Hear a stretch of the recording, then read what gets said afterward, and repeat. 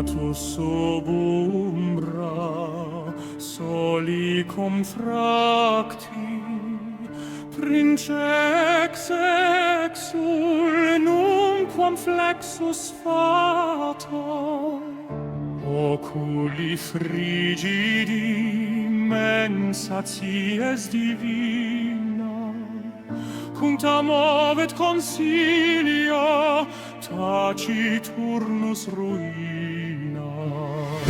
Mundum regit velut tabulam belli, vitae hominum sub iugo consili, non petit veniam, non clamat misericordiam, solus graditura dente non damnationem.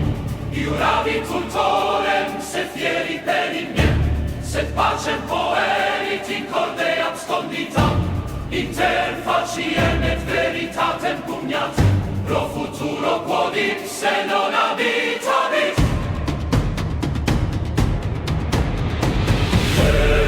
Lucrec sine corona, Iesium et absolvit et condemnat, monstrum factus est, pro saluti mundi odium tulitur lux nasceretur crastina, peccatum portat, fit nomena aeternum, ne memoria eius cadat in tenebris, omnia pro omnibus nihil sibi, adorate regem qui moritur ut rex fiat.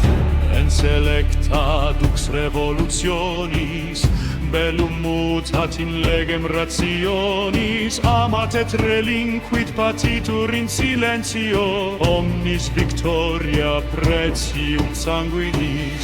Zero est signum, ipse est crux martyr terribilis subveste feroci, non est teros, quem mundus amat, sed quem salus mundi postulat. Si malum pretium est libertatis, ipse solvat odium universitatis. Melior est tyrannus uno momento, quam genus humanum servum in perpetuum.